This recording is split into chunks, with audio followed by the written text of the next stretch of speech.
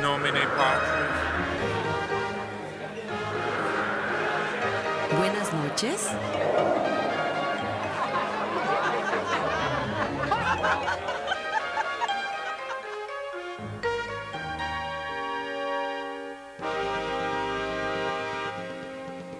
This program was made possible by Azteca Foods and by contributions to your PBS station from viewers like you.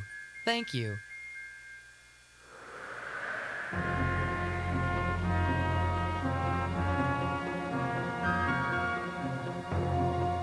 Each autumn, Mexicans celebrate a holiday called Days of the Dead.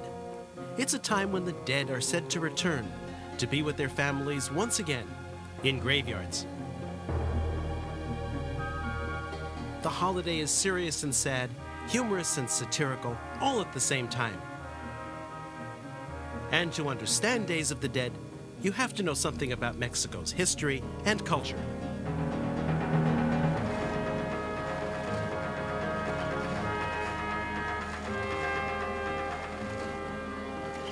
Mexican culture comes from two powerful driving forces. One is the ancient pre-Hispanic heritage. It's always there. The other influence comes from the Spanish, who conquered Mexico and brought Christianity, along with their culture and their language. Days of the Dead is a holiday that reveals just how mixed, or mestizo, Mexican culture is. And nothing tells the story of Mexico's heritage better than the history of its foods. So it truly can be said that everything Mexicans are and what they eat are gifts from the ancestors. I'm Bruce Craig. I'm a professor who studies and teaches the history of food and cultures. And that means exploring the peoples and places from which they come.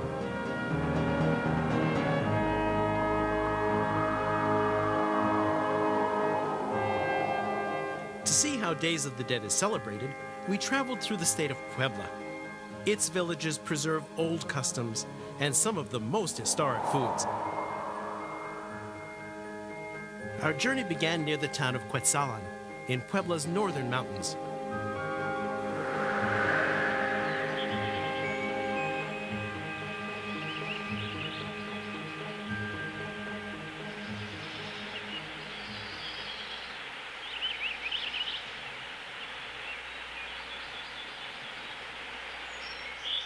A cloud forest still covers this part of the Sierra Madres chain. This is what Mexico's primeval landscape looked like before heavy deforestation. It rains some 215 days each year. That and the warm climate make for the classic highland jungle.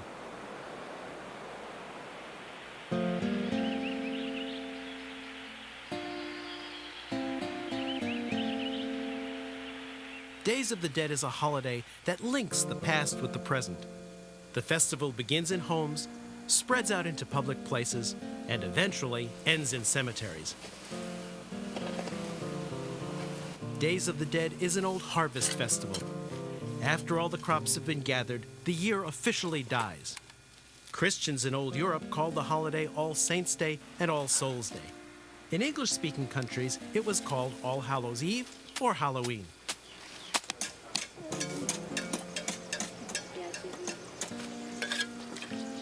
In most cultures around the world, this is the time to remember the ancestors.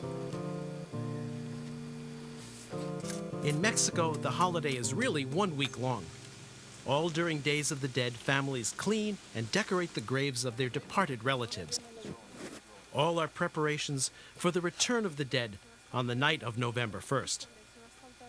And when they do return, they'll be welcomed with food, songs, and dances.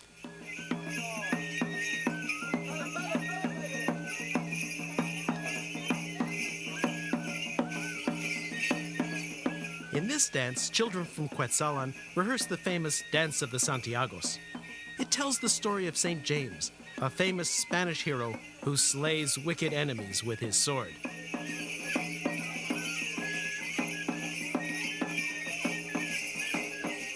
Red masks represent the demons. They're called Piltis, or Judases, and they represent the evil dead. The story may be Christian, but the interpretation is native Mexican.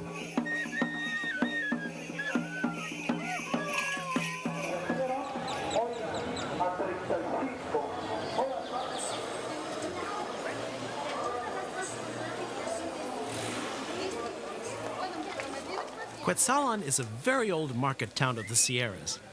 Its name comes from the quetzal, a bird native to the jungles of the country and the symbol of a powerful ancient god, Quetzalcoatl. A vegetation god, he was said to be responsible for the rains that bring abundant crops.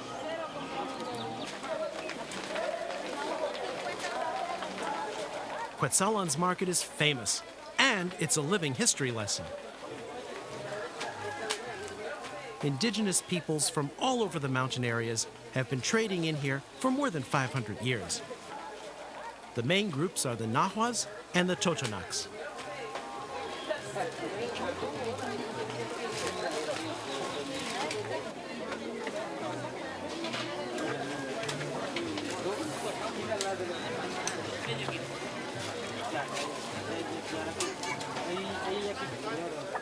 Our guide in Mexican cuisine was Chef Dudley Nieto. A native of Puebla, he loves to eat and prowl the markets.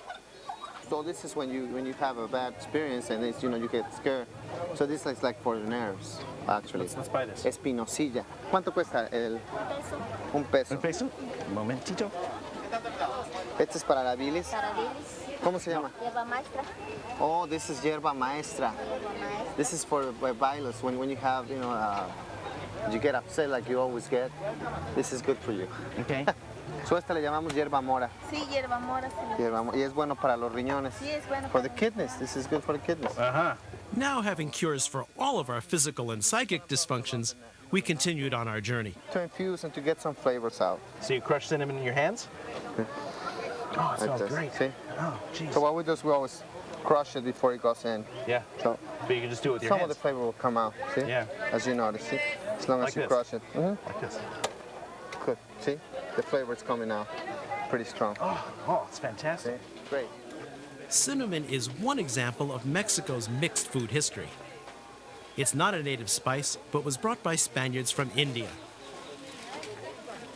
Chiles, tomatoes, corn, and beans are all native plants, and they're the basis of Mexican cuisine. Spaniards spread these Mexican foods around the world. Tomatoes transformed Italian food, and vitamin-rich chili peppers all came from Mexico. These high food value plants revolutionized world diets, leading to population explosions and better health. In this way, ancient Mexico gave the gift of life to many nations. Cactus is also one of these gifts, and so is the guajolote, or domesticated turkey.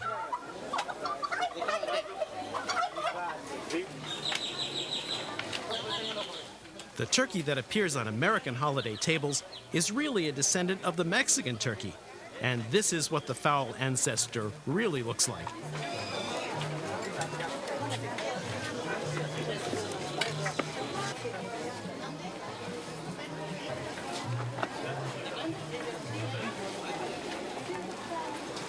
Quetzalan Sunday Market has always been held in the town center, but occasionally something special and very ancient also occurs here.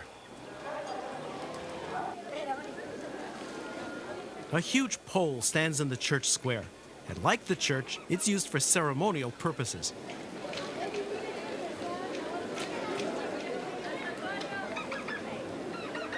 The pole is about 60 feet tall, almost reaching to the top of the church tower. The ceremony is called the Dance of the Voladores, which means the Dance of the Flyers. The tradition in Quetzalan is carried on by the Ramirez family. They have an informal school where ancient dance and song is taught.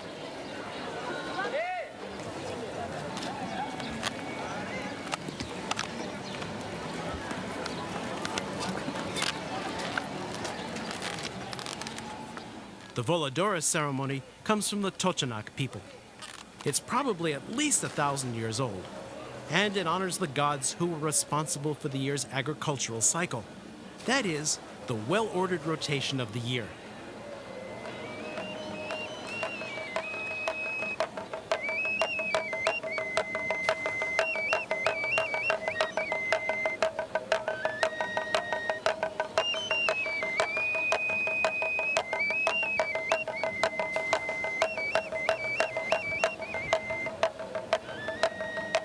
The dancer standing on the pole is the sun.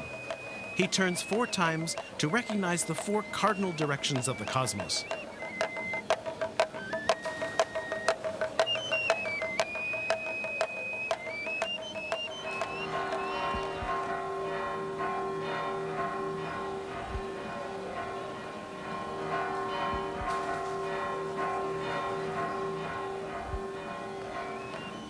The 4 flyers are the seasons of the year. They also represent the substances that make up the world: air, earth, fire, and water.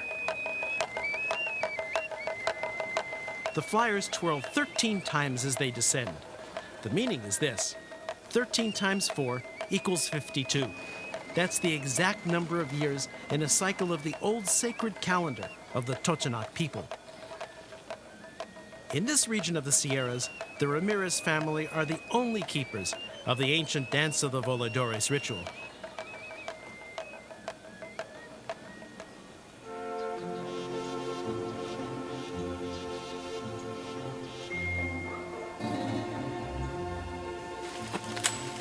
Produce for Quetzalan's market comes from the rich highland jungles. Jose Luis Mora has a plantation nearby. Well, it's more a tangle of jungle than a plantation, but it shows what the old natural mountain environment was like, with a few friendly European immigrants, like geese. Some of the native wildlife is not so friendly, so you always have to carry anti-venom serum.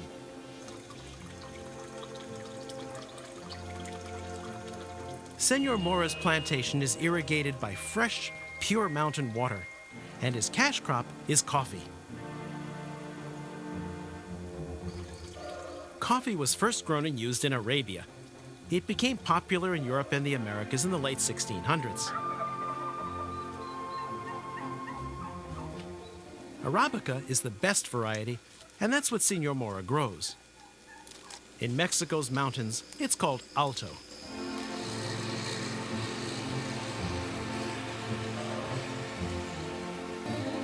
Not all the Sierras are jungle. Traveling further south from Quetzalan, open landscapes begin to appear. Like Quetzalan to the north, the town of Zacapoaxtla is also a regional market, only this one's a little more modern.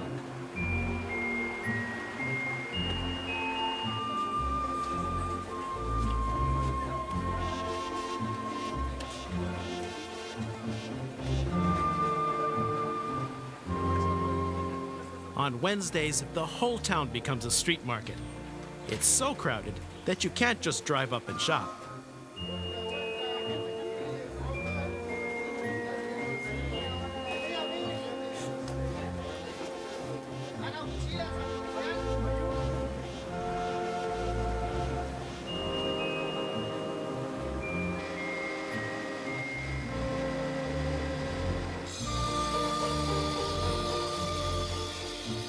Symbols of the holiday are beginning to appear. Skeletons. Some are made out of wood, others are a famous Mexican art form, paper cutouts. But we came to Zacapoaxtla in search of a very famous regional foodstuff. And it took a while to find it.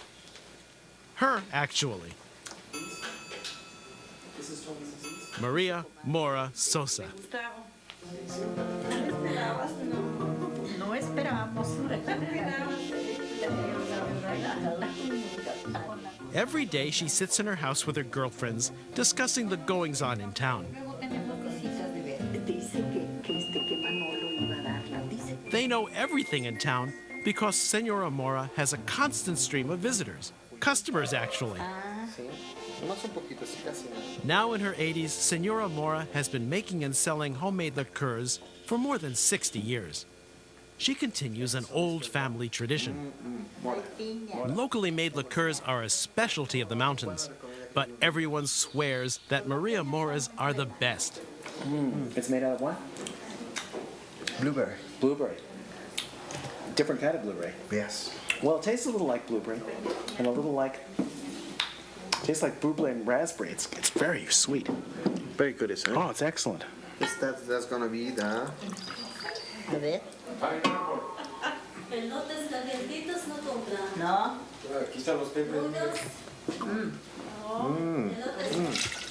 The most renowned version of these liqueurs is a tonic called Xolispa.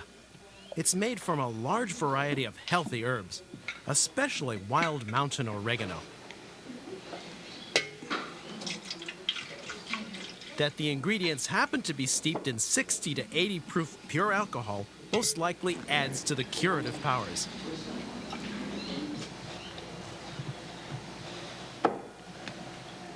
A 300. Sí, pero muy doloroso, muy doloroso. Luego se le acumuló sangre en los pulmones. Ama. Gracias, señorita. Con permiso. Los dos de mora. These liqueurs can be made from almost any fruit. They're aged for long months, sometimes for years. Most are absolutely delicious. All her friends and customers agree that the liqueurs have highly beneficial qualities. Pero de este no le dieron. Ese se acabó ya.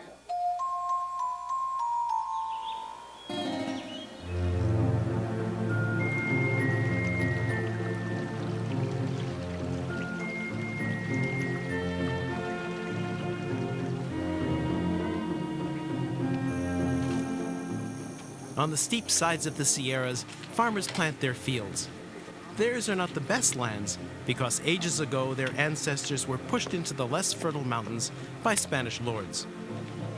The digging stick is the oldest kind of agricultural tool, not just in Mexico, but around the world.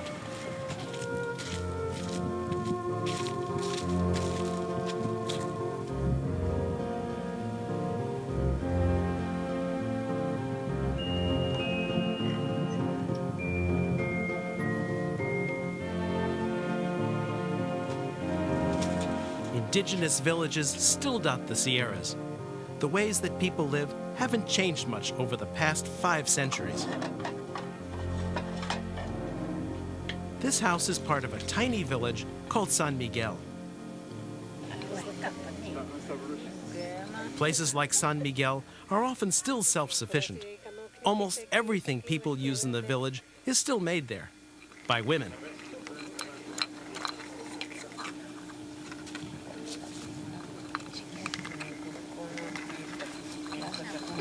Wool thread is spun by expert fingers. They don't need machines or even spinning wheels to know when the thread is exactly right.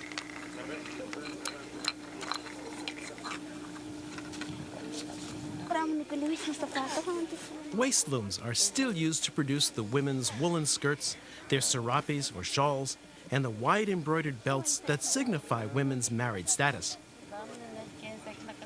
The language of San Miguel is Mexica, a dialect of Nahuatl. It's the language of the ancient Aztecs, but now has many Spanish words mixed in.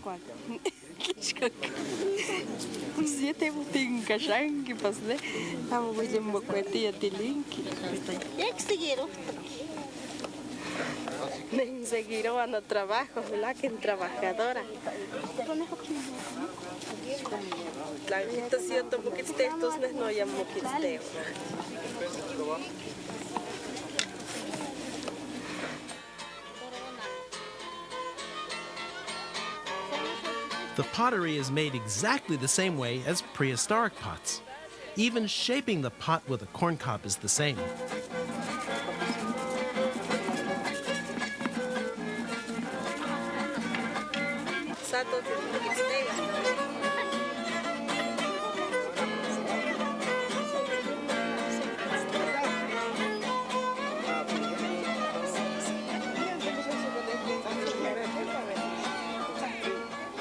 San Miguel welcomes visitors with old songs and a small dance, accompanied by food. This tradition goes back to pre-Hispanic times and was used to honor dignitaries and even the spirits of the ancestors during days of the dead.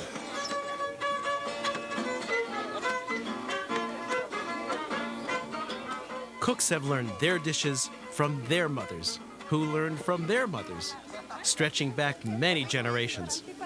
Their dishes haven't changed much over the centuries. Corn tamales with wood ashes flavoring, and a drink called pulque.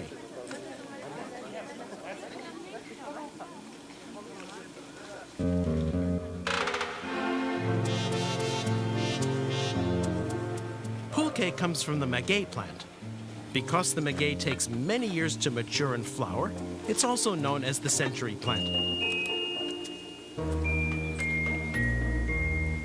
In ancient times, maguey was used for everything. The sharp tip of the plant and fibers were used as needles and thread, and the fibers were woven into cloth. Even the paper-like outer skin is used to wrap food for cooking. The maguey skin adds a subtle flavor to any dish. But it's the juice that's always been the maguey's most important product. The heart of the plant is scraped out, and the sap or honey collects in the hollow.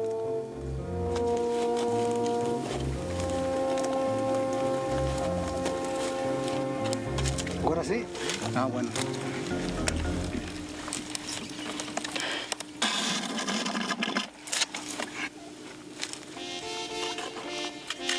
The maguey can produce up to 2 liters of juice a day over several months.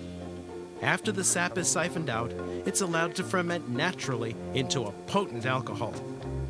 Pulque aficionados claim that the best varieties are made in villages. Ah, Hola Armando, ¿cómo estás? Bien. F This you. is pulque. You first. Pulque. This is good. All the big city people warned us, don't drink the pulque. Urban folklore has it that it's not safe. But sometimes danger can intrigue the taste buds. This is great. In pre-Christian times, priests treated pulque as the drink of the gods, and only for their use. You know, it's nice and tart. Tart. It's sort of citrusy, but different tart. It's good. It's very good, huh? You can't describe it. Yes, it's a different feeling. Excellent. I think Armando should have some. Es for you. Thank you. No, you need Es some. para ustedes. Aztec elites frowned on public drunkenness, but priests claimed that it helped them to enter another state of being. I love this stuff. You kidding me? This is different.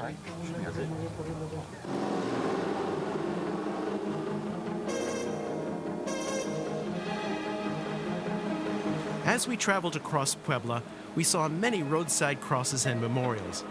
They mark the places where people have been killed in traffic accidents. One of the Days of the Dead celebrations is devoted entirely to them.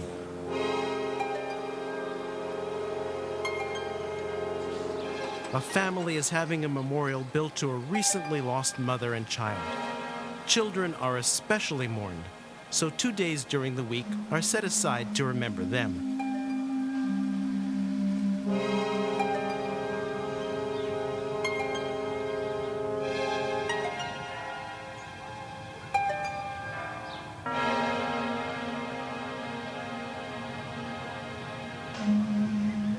The small city of Cholula stands in the fertile valley of Puebla, and above it is a volcano called Popocatépetl. In ancient times, it was worshipped as an awesome god, and now that it's become active again, it's feared for other reasons.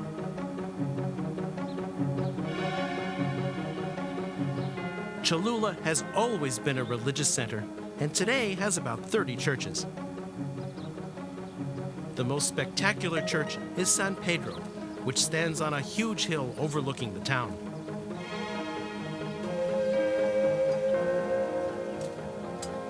The fields around San Pedro are famous for their marigolds, the flowers of the dead, the flowers of memory.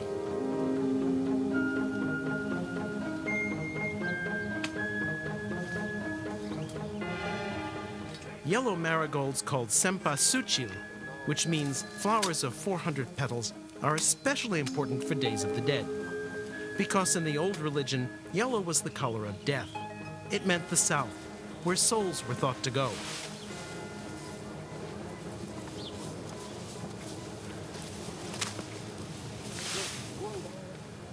But these marigold fields hold another kind of treasure, tangible remains of the past. You know, everywhere you go, there are artifacts. Pre-Columbian stuff. Right? Look. Oh, yeah, right. It's a pottery. Look at that one. Oh, wow. This is a very nice piece. You've seen these before, right? Yeah, it's when I was a kid. I used to came here, and then you always find little, little things like this, small pieces of, I guess, pottery. plain.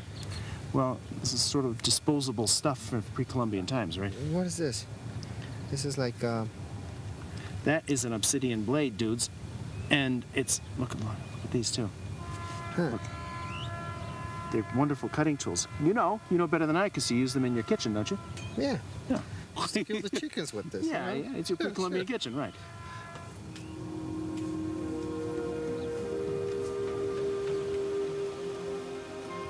When the Spanish arrived in Mexico, they knew that one of the best ways to conquer a people is to control the way they think and feel about the world. And religion is a way to do it. The Spanish built their churches right over the sites of pre-Hispanic temples. The Church of San Pedro is not on a natural hill. It's on top of the largest pyramid in all Mexico. Spaniards destroyed Cholula's Pyramid Temple in 1519, and with it a great civilization and almost all of the ancient religious ideas.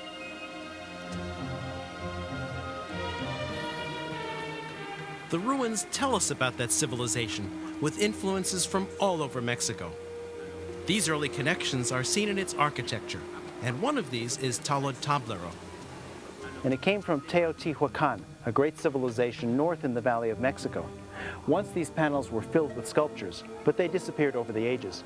The archaeologists who reconstructed this site put these in as a reminder, well, maybe an actual reconstruction of what those panels might have looked like in real life.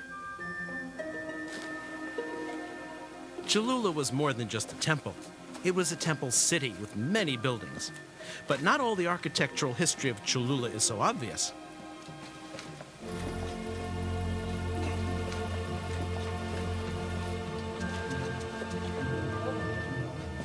Archaeologists have discovered that the pyramid is really three, each one built on top of another at different times.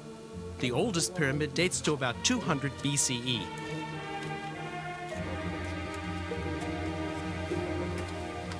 Cut by archaeologists, these tunnels are remarkable. They're 3.5 miles in length. You're walking right through a vast man-made hill. Cholula's pyramid mound is the length of 4 football fields on each side. Well, look what we've discovered. It's about a 1,000-year-old market. This thing down here. People from all over Mesoamerica, from all the regions, came here to trade and to talk and to gossip and do what people do in markets. They brought their woven goods and a lot of foods. Chiles, frijoles, guajolotes, that's one of the few domesticated birds they had, the turkey, and a lot of other things. It's a fantastic place. Can you imagine what it was like, how colorful it must have been? Well, we're going to find a more recent one. Something like it, but something more recent.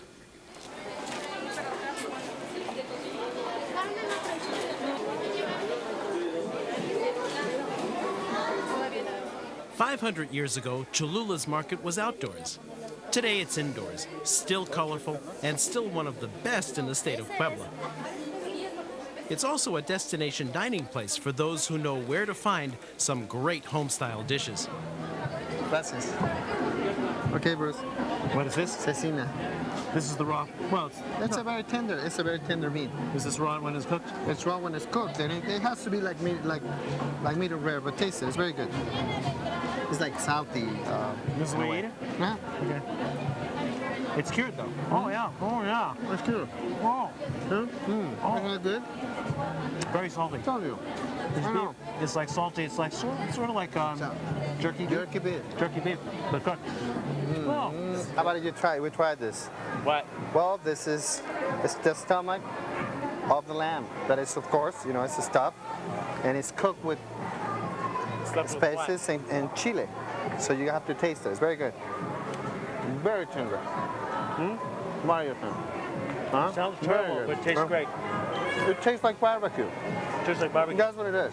See? No, except I see little pieces of intestine in there. Exactly. But then you see some pieces of the chili.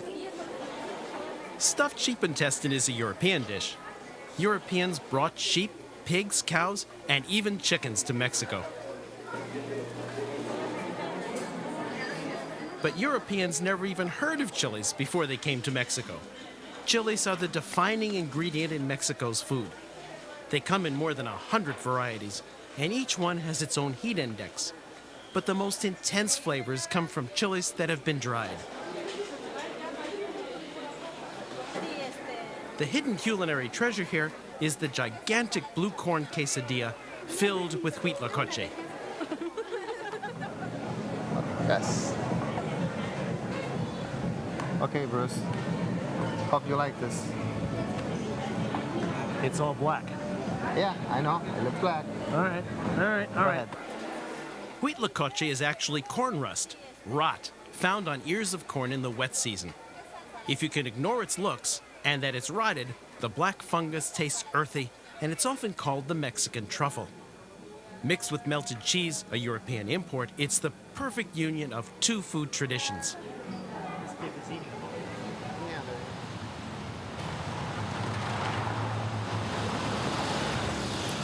If Cholula was the ancient religious and market center, the nearby city of Puebla is the modern one. Puebla de Los Angeles, the capital, was founded by the Spanish in 1530.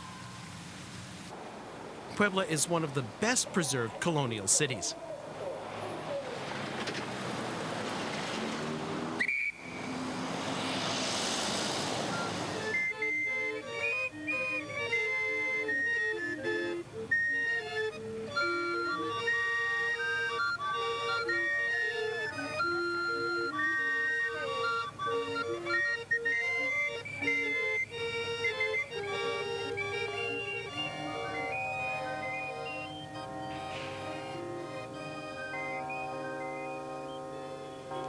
Religious symbols are found everywhere, in almost every aspect of everyday life.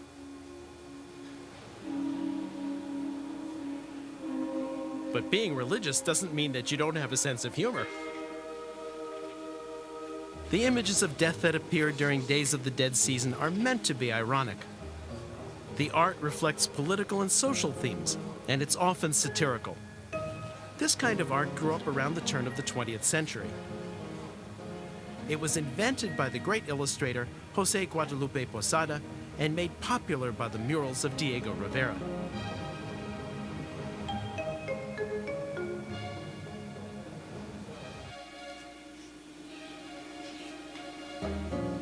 Art is important for Days of the Dead. The Castillo family of Izúcar de Matamoros are among the most celebrated ceramic artists in all Mexico. The children learn the art from their parents. Like their formal schooling, this long apprenticeship in the home workshop prepares them for careers in the arts.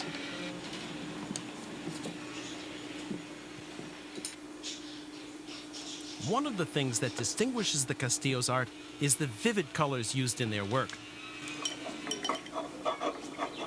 The colors are all made on the spot from natural ingredients, in much the same way as the pre-Hispanic artists did. The red color actually comes from a beetle called cochineal. This little insect was one of the few animals domesticated before the Spanish arrived. It was used not only for paint and dyes, but in food as well.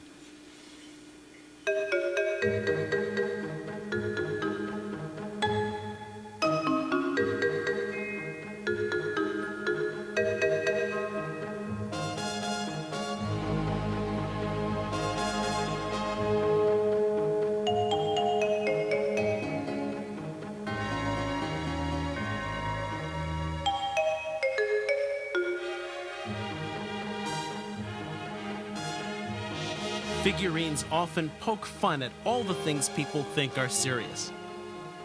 It's as if to say, in the end, despite our pretensions, we're all equal. Equally serious, equally foolish, and equally dead.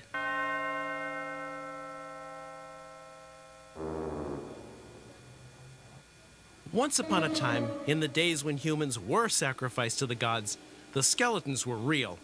Luckily, today they're made of candy. The Quintana family of Puebla City are among Mexico's best sugar skull makers. The artists pour the melted sugar into pre-made molds. When dry, the skulls are removed and are ready for decorating. floral designs are common, and the skulls usually have tear streaks. The Quintana brothers say that's because the dead are sad.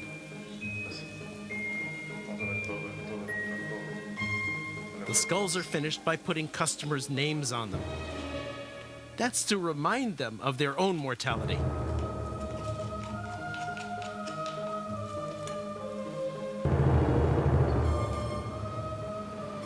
It is said that the dead cry because they miss everyday life. Especially they mourn for the food that they can no longer enjoy.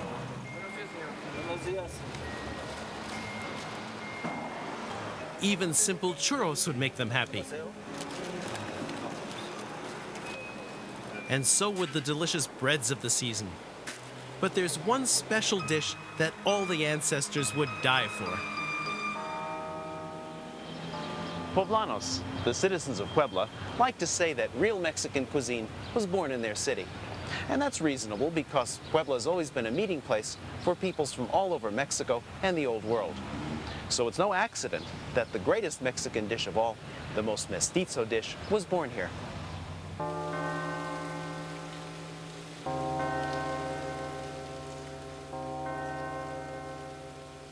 That dish, mole poblano, which means mole from Puebla, is said to have been created in one of the city's convents by nuns.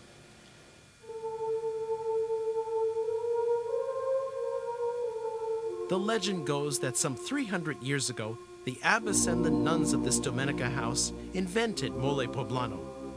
They did it to honor a visit by a very special guest, the Viceroy of Mexico.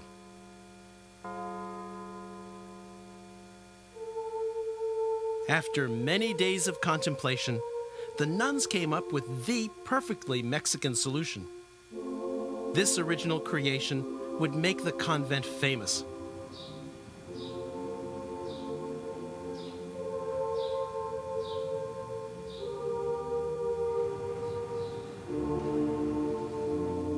The reason mole poblano was the Mexican solution is that it's a mixture of Mexican and European ingredients, up to 25 in all, but also with a touch of bitter chocolate.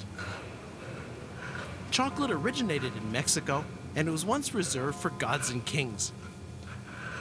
It was added to the recipe as a culinary gesture to the Viceroy.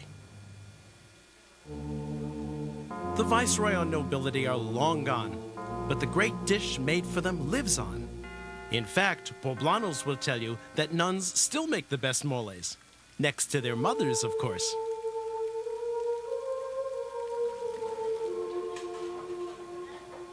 Mole poblano is labor-intensive. To do it correctly takes up to 3 days. The final flavor is difficult to describe because of its different levels of complexity.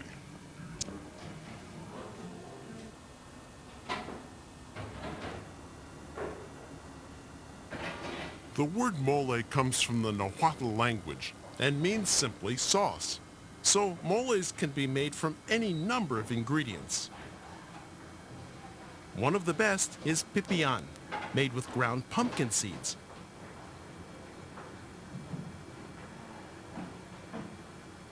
Good restaurants will have 3 main varieties of mole: pipián verde, pipián rojo, and mole poblano.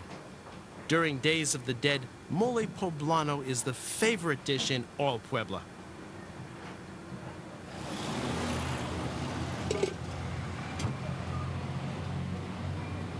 The historic way to make moles at home is in clay pots called cazuelas.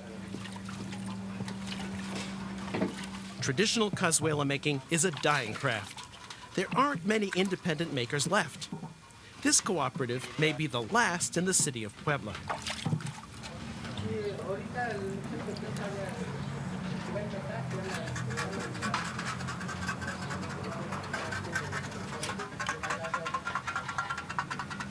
Like the long process in making mole, there's a very long process in making cazuelas. The pots are fired once. Some are then decorated with a thin, liquid clay called slip. Others receive a glaze. The finished pots will be piled into a kiln and fired again to make them fully fireproof.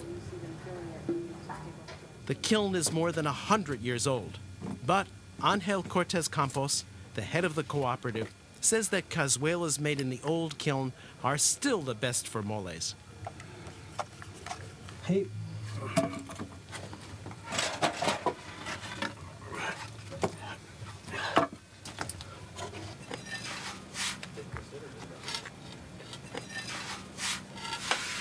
The pots are carefully arranged so that each receives the correct amount of heat for its size.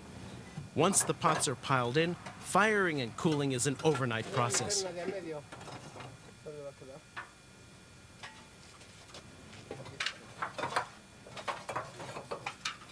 Chicken or turkey smothered in mole is the traditional dish for the season.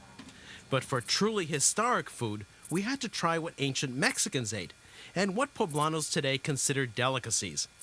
But first, we had to catch them. Days of the Dead is breeding season for chapulines, or grasshoppers. In season, you'll often see hunters out in the fields capturing these little delectables.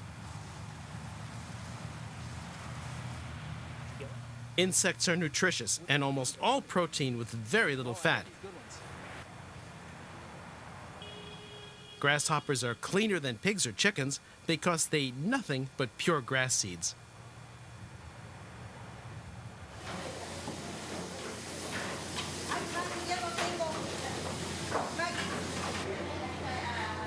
Grasshoppers can be found in markets and some of the best restaurants, such as the Fonda de Santa Clara.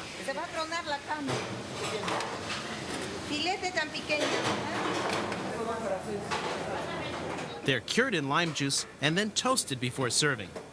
Eating grasshoppers is not unlike eating shrimp with shells on. In fact, they taste like dried shrimp with lime juice.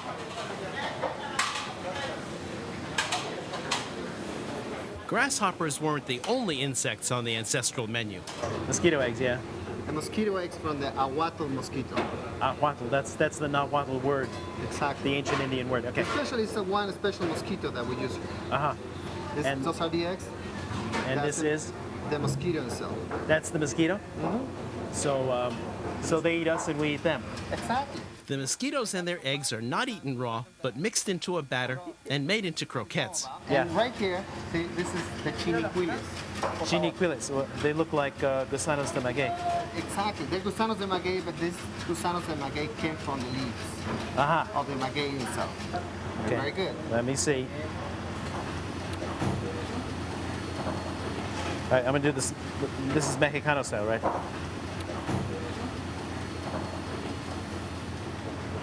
They're really good. Those are very good. They are really good. Meaty. Meaty. It tastes like mezcal and bacon. Gusanos de maguey are really larvae, and they're usually dried and cured. Other insect products require cooking. What look like small white jelly beans are really escamoles, or ant eggs. They come from a species of large red ant that lives in dry lands, and they can only be harvested in certain seasons. The usual cooking method is sautéing. They hardly need oil because they're naturally fatty. Escamoles have the texture and taste of what the ants feed upon, corn kernels. For thousands of years, insects have been part of the Mexican diet. But nowadays, they don't often appear on the special places where food is offered to the ancestors, on their altars.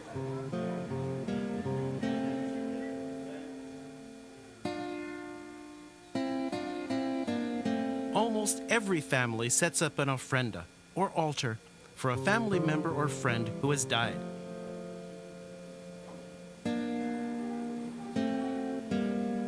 On the days just before November 1st, pathways made of marigold petals are laid down.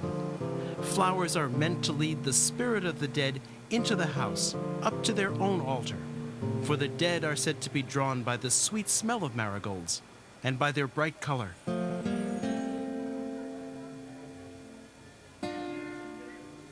In homes, ofrendas are fairly serious.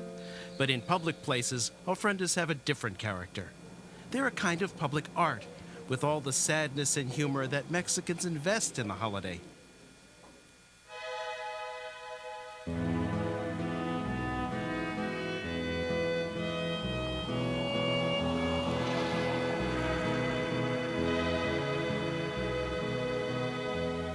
For the climax of Days of the Dead, we headed to the most southerly part of Puebla, called the Hotlands. And with good reason. The land is dry for much of the year.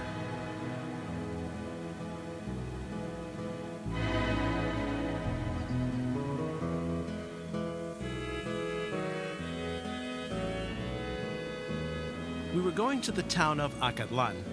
Here we would spend the ultimate night, in a graveyard. It's here that families gather to wait for the return of the spirits.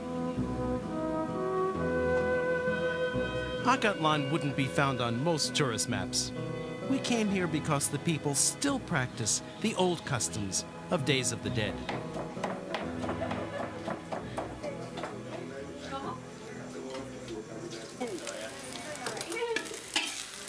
Our friends in Acatlan said that the best cooks in town operated a small one-table restaurant. They did a good takeout business too. The menu was simple: tacos and pozole.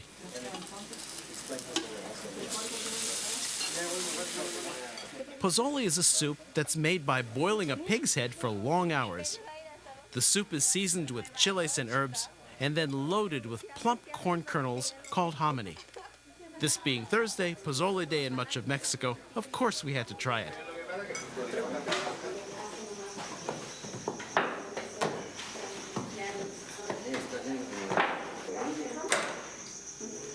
All through the week-long festival, Acatlan's bakeries were busy preparing one of the holiday's special foods, pan de muertos, or bread of the dead.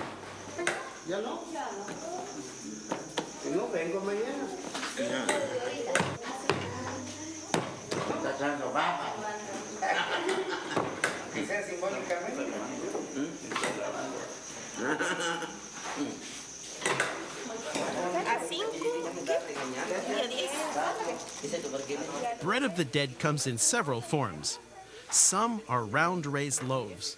They're said to be the very shape of human souls. Other breads are flat. One, more like a large soft cookie, is shaped like a fat child with tiny arms folded on its body. The form comes from pre-Hispanic art. The yeast-raised bread is a European addition. As for the colored sugar, well, what better for the dead than the color of blood, the symbol of eternal life?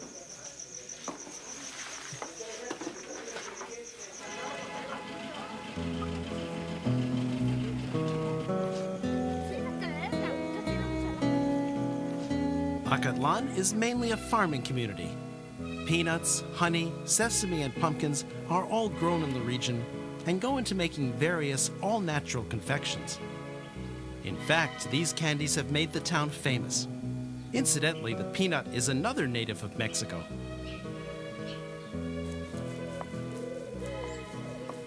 Some people still make candies at home. Jamoncillo, one of the best, is made with ground pumpkin seeds. It's really a Mexican version of marzipan.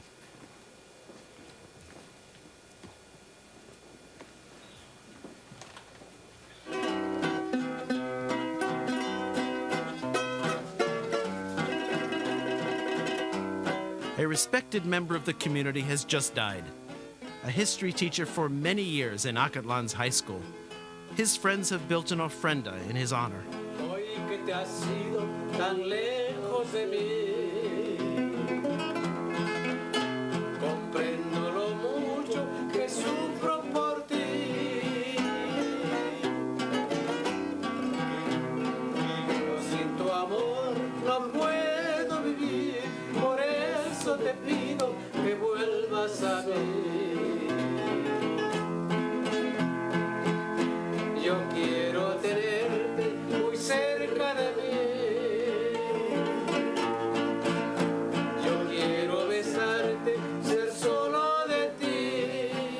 The family sets out the professor's favorite foods. And as an historian, that had to be mole poblano.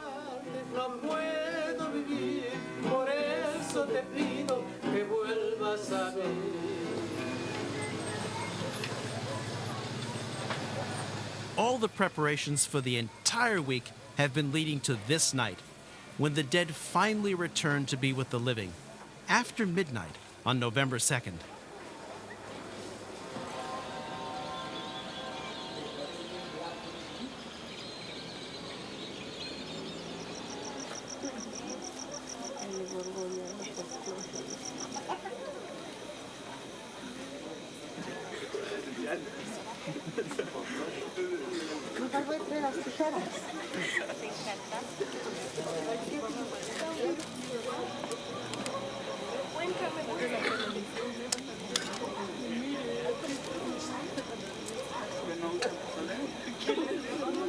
Just about everyone in Acatlan is at the cemetery tonight. They're prepared to stay up the whole night. And family members have come home from all across Mexico and as far away as the United States. I think in this town is the original tradition, and in the cities, the traditions are, how can I say, distortion, and this is the original, I think. I really like all this. I born in Mexico City, but all my family is here, and I really like it.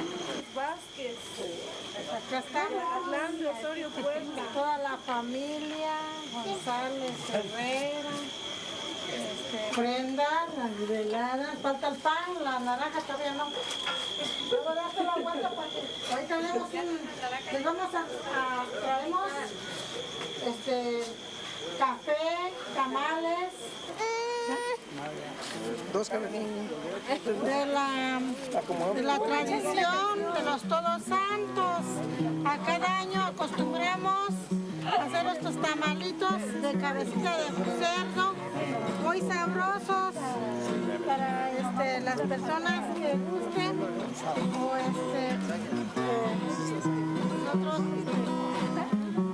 para toda la familia.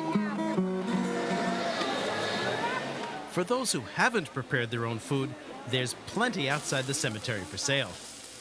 Like families, food vendors are prepared to serve hungry and thirsty customers through the long night. Mexican food, delicious. The best. And the magnificent. Whoa, my God.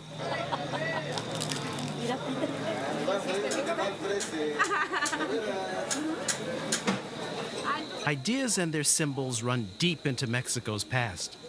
Pre-Hispanic religions said that death was not the end of life. The bones of the dead were like seeds of corn. From them came renewed life. That's one reason why traditional Mexicans believed that the spirits of the dead really did return. Adiós. Buenas noches. Adiós.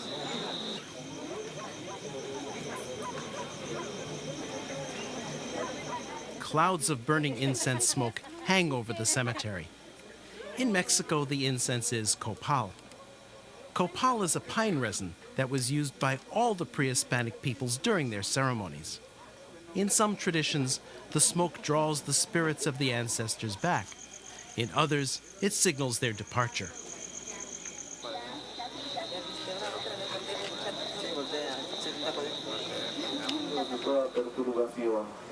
Mientras esperamos la gloriosa venida de nuestro Salvador Jesucristo.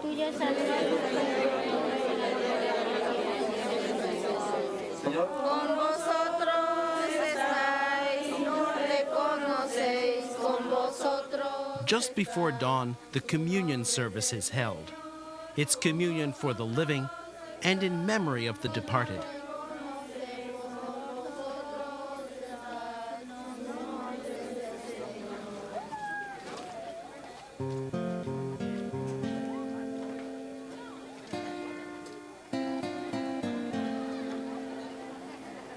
Memorials for the dead will continue through the next day.